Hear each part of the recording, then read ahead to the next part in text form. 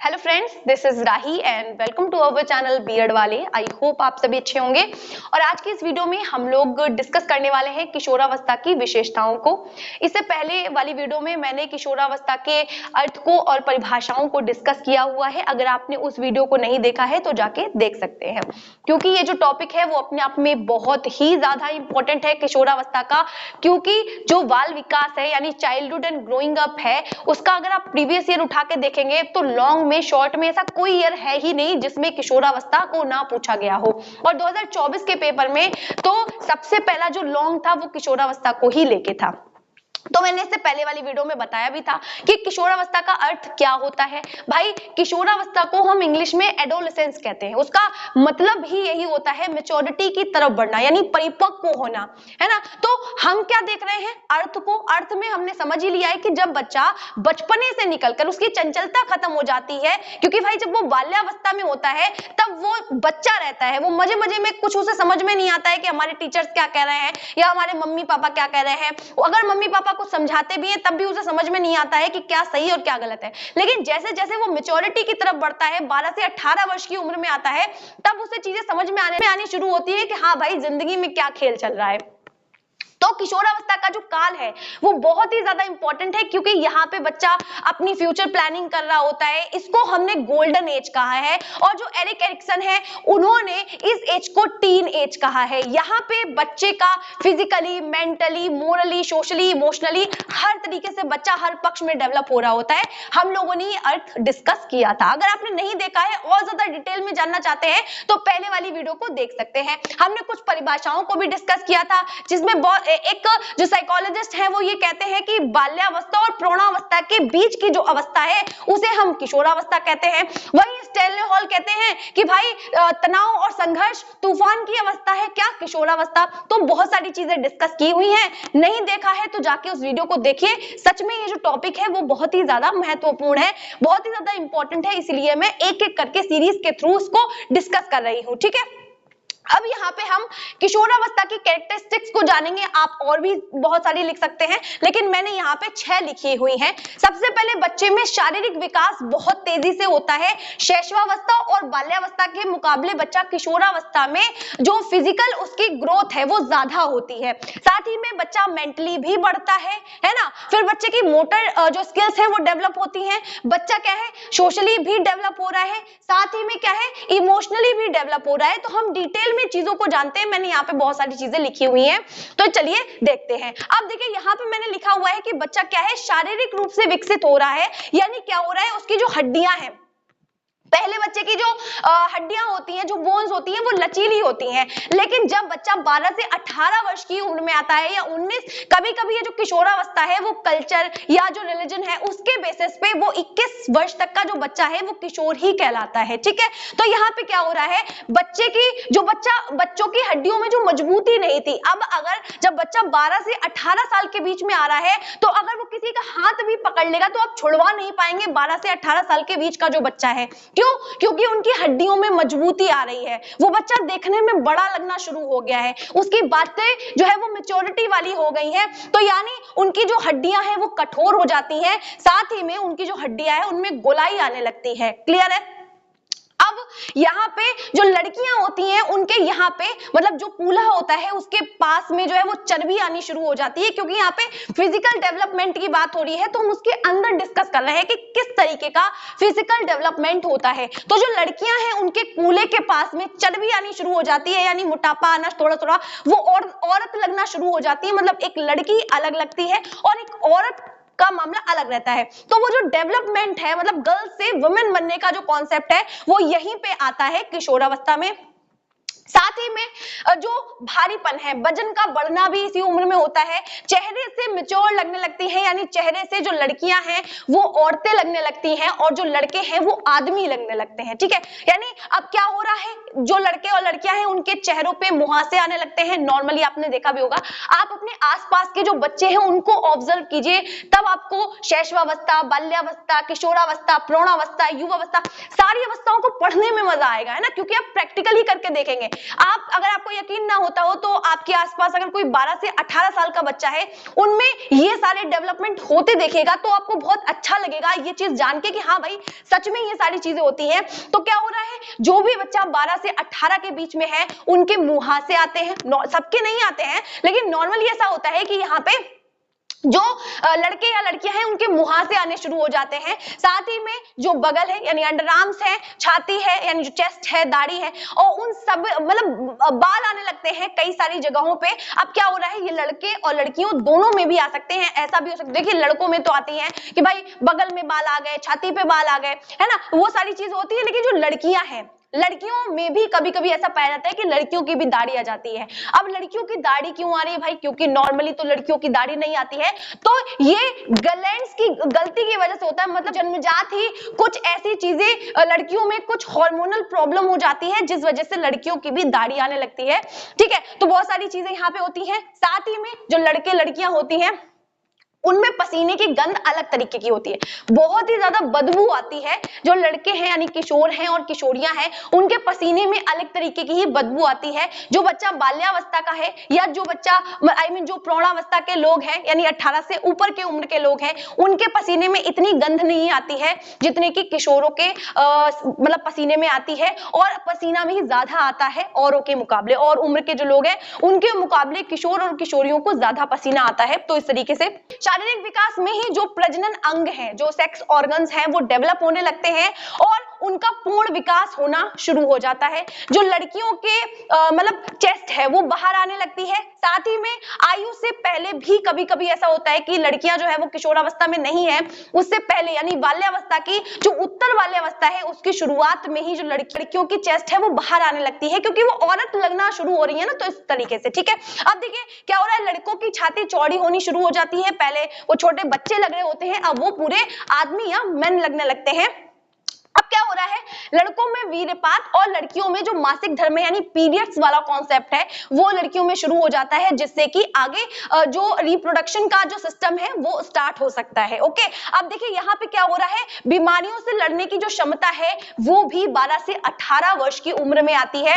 Normally आपने 12 से 18 साल के जो बच्चे हैं, जो किशोर हैं, जो किशोरियां हैं, उनको बीमार होते हुए नहीं देखा होगा। लेकिन जो बाल्यावस्था के बच्चे हैं वो बहुत जल्दी बीमार पड़ते हैं। लेकिन यहाँ पे क्या हो रहा है, 12 से 18 साल के जो बच्चे हैं वो बहुत कम बीमार पड़ते हैं, क्योंकि उनकी जो फिजिकल एक्टिविटीज होती है वो बहुत ज्यादा होती है। तो एक ये भी विशेषता है किसकी, किशोरावस्था की। आई होप आपको चीजें समझ आई होंगी।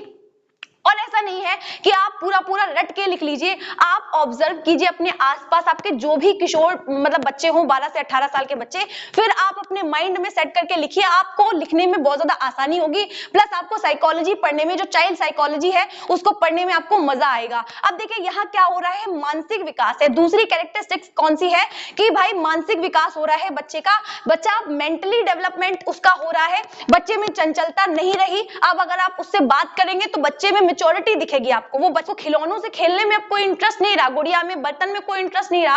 अब उसे समाज के लोगों के साथ में जुड़ना है, यानी कंसंट्रेशन की जो पावर है, याद करने की जो क्षमता है, जो स्मरण शक्ति है, जो मेमोरी पावर है उसकी वो बढ़ने लगती है, चाहे लड़कियां हो चाहे लड़के हो। लेकिन लड़कियों की रटने की क्षमता ज्यादा होती है लड़कों से, है ना। लड़के उतना नहीं रट पाते हैं जितना लड़कियां रट लेती हैं, इसलिए लड़कियों के नंबर ज्यादा आते हैं लड़कों के मुकाबले। ठीक है, हम ये भी देखते हैं रेशियो में। अब क्या होता है, दिवा स्वप्न देखना शुरू कर देते हैं, डे ड्रीमिंग करना शुरू कर देते हैं, चाहे वो गर्ल्स हो चाहे वो बॉयज हो, यानी किशोर हो या किशोरियां हो, दोनों ही डे ड्रीमिंग करना शुरू कर देते हैं। अब डे ड्रीमिंग किसको कहते हैं कि दिन में सपने देखने शुरू कर दिए कि भाई मेरे साथ ऐसा हो जाएगा, हम इतने बड़े आदमी बन जाएंगे, हम ये कर लेंगे, अपनी जिंदगी में वो कर लेंगे, और काम नहीं कर रहे हैं, मतलब उस चीज के लिए काम नहीं करना है, सिर्फ बैठ के सपने देख रहे हैं कि हम अपनी लाइफ में अगर ये कर लेंगे तो ऐसे बन जाएंगे, ये कर लेंगे तो ऐसे बन जाएंगे। तो क्या है, दिवा स्वप्न देखने लगते हैं किशोर और किशोरियां इस उम्र में आकर। ठीक है, क्योंकि वो फ्यूचर प्लानिंग कर रहे होते हैं, तो सोचने की जो क्षमता है वो उनकी डेवलप हो रही होती है, तो वो इस तरीके से डे ड्रीमिंग करते हैं। इंटरेस्ट भी बढ़ते हैं बच्चों के इसमें। जो लड़के हैं वो स्पोर्ट्स में, फुटबॉल है, हॉकी है, क्रिकेट है, इन सब चीजों में बहुत इंटरेस्ट दिखाते हैं। और जो लड़कियां हैं वो म्यूजिक है, आर्ट है, इन सारी चीजों में बहुत ज्यादा, सिलाई कढ़ाई बुनाई, उनको बहुत इंटरेस्ट होता है। 12 से 18 साल के बच्चे जो होते हैं उनको बहुत ज्यादा ढोलक बजाना सीखेंगे, ऐसा चीजें रहता है, क्या हो रहा है यहाँ पे शरीर प्रदर्शन की भावना आती है बच्चों में कि लड़कों को क्या होता है, बॉडी बनानी होती है भाई, हम अच्छा दिखेंगे, हमें ना सिक्स पैक्स बनाने हैं। लेकिन जो लड़कियां होती हैं उनको क्या करना होता है, उनको श्रृंगार करना होता है, उनको मेकअप करना होता है, उनको सुंदर दिखना होता है, फेशियल करना है, ब्यूटी पार्लर जाना है। तो क्या है, शरीर प्रदर्शन की भावना होती है, बढ़िया सुंदर सुंदर कपड़े पहनने होते हैं उनको। तो क्या हो रहा है, ये यहाँ पे शरीर प्रदर्शन की भावना होती है किशोर और किशोरियों में। अब क्या हो रहा है, साहित्य पढ़ने में रुचि होती है। कुछ बच्चे ऐसे भी होते हैं जिनको अपने आगे भविष्य की चिंता होती है। तो कुछ बच्चे ऐसे होते हैं जो जिनको हंसी मजाक वाली चीजें पढ़ना पसंद होती हैं। किसी को हिंदी साहित्य में, कविताओं में इंटरेस्ट होता है, किसी को इंग्लिश लिटरेचर में, मतलब अलग अलग इंटरेस्ट होते हैं बच्चे के पढ़ने में। तो यहाँ पे क्या है, बच्चों में पढ़ने की भावना भी डेवलप होती है। लेकिन वही कुछ बच्चे ऐसे होते हैं जो गलत राह पे चल पड़ते हैं, सिगरेट वगैरह पीते हैं, और साथ ही में फिल्में देखना पसंद होता है, सिनेमा जाना पसंद होता है, होटल में जाना पसंद होता है। आपने नॉर्मली देखा भी होता, जो छोटे छोटे बच्चे हैं 12 से 18 साल की उम्र के हैं, उनको सेल्फी क्लिक करके इंस्टाग्राम पे आपने स्टोरी लगाते बहुत देखा होगा, और अलग ही भाई दुनिया में रहते हैं। गाना ऐसा लगाएंगे, ऐसा लगता है भाई बहुत किसी अलग दुनिया में पहुंच गए, है ना। तो वो सारी बातें हैं। तो क्या हो रहा है, सिनेमा में, होटल में, और आजकल के जो बच्चे हैं उनको पढ़ने में तो इंटरेस्ट रहा ही नहीं है। तो जो भी किशोर किशोरियां हैं वो उनको इंस्टाग्राम पे वीडियो बनाने में बड़ा मजा आता है, या अदर जो सोशल मीडियाज है उनको उस पे एक्टिव रहने में, उसको यूज करने में बड़ा मजा आता है, एक दूसरे की स्टोरी शेयर करने में बहुत मजा आता है। तो वो सारी चीजें रहती हैं। तो ये वो बच्चे हैं जो किशोर हैं, जो मैच्योर हो गए हैं, ना एक्टिव नहीं रहते।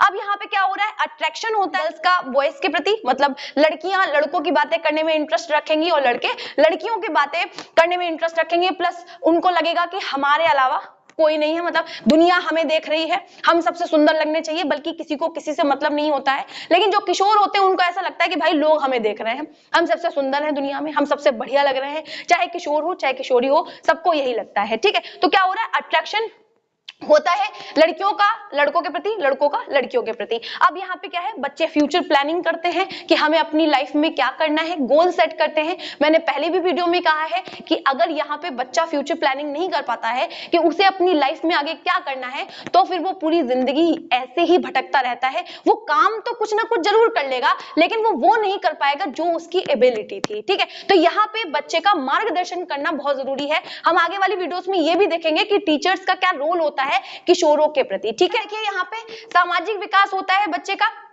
बच्चे को अपने परिवार में उतना इंटरेस्ट नहीं होता है किशोरावस्था में आते आते, जितना कि वो अपने फ्रेंड्स को प्रायोरिटी देता है। वो अपने पेरेंट्स से लड़ जाएगा, अपने माता पिता से लड़ जाएगा, लेकिन फ्रेंड्स के बारे में एक भी बात नहीं सुन सकता है। और माता पिता उसको इस उम्र में आके बहुत ज्यादा समझाते हैं, उसको ऐसा लगता है कि मम्मी पापा बहुत ज्यादा समझा रहे हैं, तो वो बाहर जाने में, बाहर घूमने में, ज्यादातर जो समय है वो बाहर मतलब घूमने में इंटरेस्ट उसको होता है। वो घर आने में उसको उतना इंटरेस्ट नहीं होता है, उसको बाहर फ्रेंड्स के साथ घूमने में बड़ा मजा आता है इस उम्र में। तो क्या है, पेरेंट्स को प्रायोरिटी उतनी नहीं देता है जितना कि उसको फ्रेंड्स से मतलब रिश्तेदारी चलानी है, बाहरी दुनिया से उसको ज्यादा मतलब होता है अपने पेरेंट्स या अपने माता पिता के मुकाबले। अब यहाँ पे बच्चा क्या है, आसानी से आत्मसमर्पण नहीं करता। अगर कोई उसको चुनौती दे रहा है, कोई उसको चैलेंज कर रहा है, तो फटाफट से, चाहे वो पंजा लड़ाना हो, चाहे टेस्ट में अच्छे नंबर लाने हो, किसी भी तरीके का अगर कोई चैलेंज दे रहा है, तो किशोरावस्था का जो बालक है वो रेडी रहता है कि हाँ भाई हम कर लेंगे, चलो शर्त लग लो, ऐसा हो जाएगा। तो क्या हो रहा है, चुनौतियों का सामना करने की जो क्षमता है वो बच्चे में यहीं पे आती है।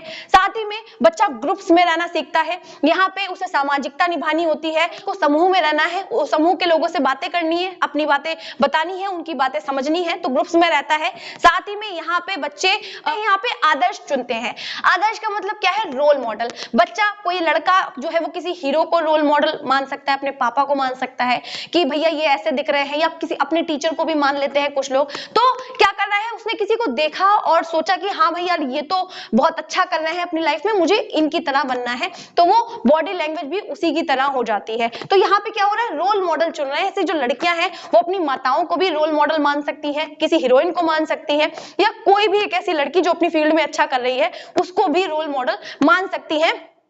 आदर्श चुनने का मतलब यही है कि जैसा वो है मुझे वैसा बनना है। ठीक है, किसी भी व्यक्ति को या किसी भी महिला को देखकर जो लड़के हैं या किशोर किशोरियां हैं वो ये सोचते हैं कि भाई हमें अपनी लाइफ में ऐसा करना है, ऐसा बनना है, तो उसको हम आदर्श चुनना कहते हैं। यानी फ्यूचर प्लानिंग के बारे में सोच रहे हैं, यानी सोशली उनका इंटरेक्शन ज्यादा होता है किशोरावस्था में। आई थिंक ये तीन आपको समझ आए होंगे कि शारीरिक विकास होता है, मानसिक विकास होता है और सामाजिक विकास होता है। उसके बाद में हम आते हैं सांवेगिक विकास होता है, यानी संवेगात्मक रूप से इमोशनली बच्चे डेवलप हो रहे होते होते हैं यहाँ पे बच्चे का जो एक्सप्लेनेशन होगा, आपने उससे कुछ पूछा तो उसके जो बताने का तरीका है, उसकी जो थॉट प्रोसेस है, उसको आप डेवलप होते देखेंगे। यहाँ पे बच्चे की जो एक्सप्लेनेशन करने का तरीका है, जो बताना है, जो उसकी इंफॉर्मेशन है, जो नॉलेज है, आप ये बात समझेंगे कि हाँ बच्चा जो है वो सच में मैच्योर हो गया, उसकी जो बातें हैं उससे आपको लग जाएगा, मतलब उसका जो एक्सप्लेनेशन है वो आपको बदला हुआ नजर आएगा, क्योंकि उसकी जो नॉलेज है वो बढ़ रही है, वो सीख रहा है, धीरे धीरे मैच्योर हो रहा है ना। उसके बाद क्या है, विरोध करने की